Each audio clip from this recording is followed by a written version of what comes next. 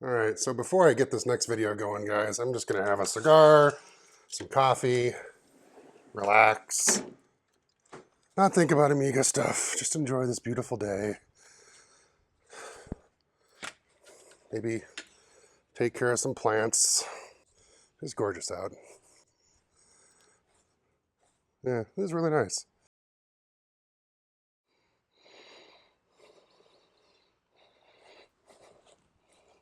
Yeah, shit.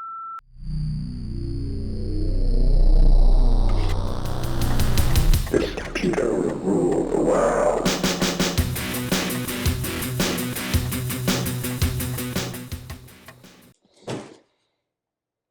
Yeah, it's here, folks. All the way from Sweden. Finally. We just hope it survives the trip across the pond. And this, of course, I mean, if you look at the title of the video, it's the grand return of the RE3000. If you check out my previous video playlists, I have a whole playlist dedicated to this 3000. This is me doing it again. Ooh, look at all this packaging. Lots of packaging. This is very important. Ooh, look. Swedish packaging. Vi är inte som andra butiker.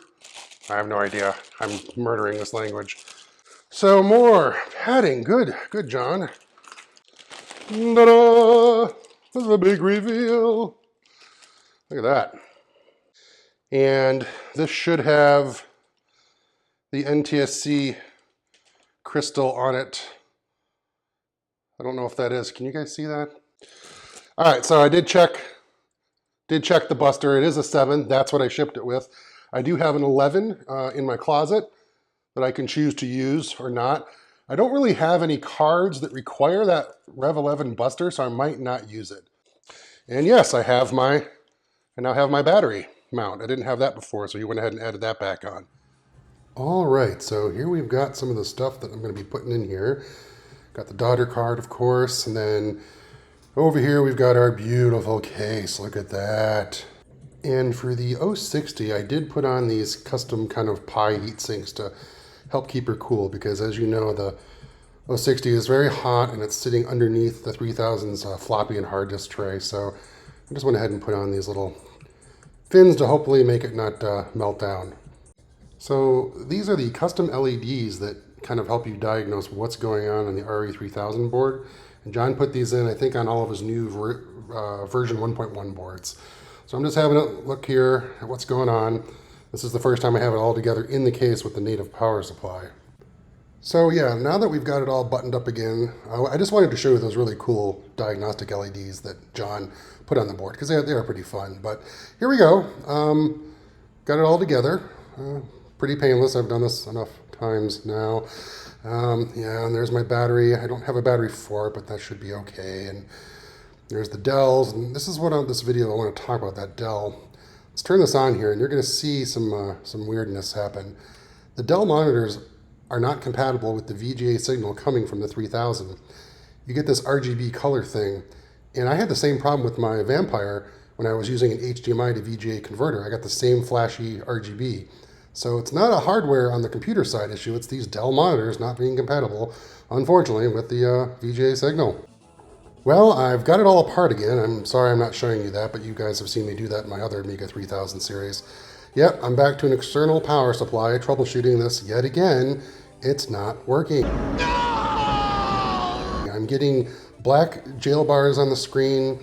If I remove the daughter card, I get yellow flashy on the screen. So there is some video working on here. I've pushed all the chips in, pressed on them.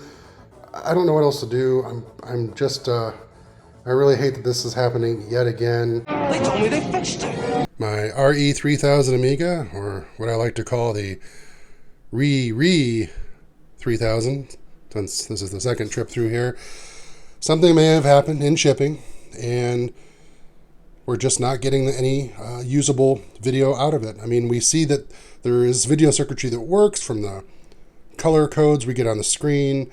All of the LEDs are doing their things and are revealing some secrets.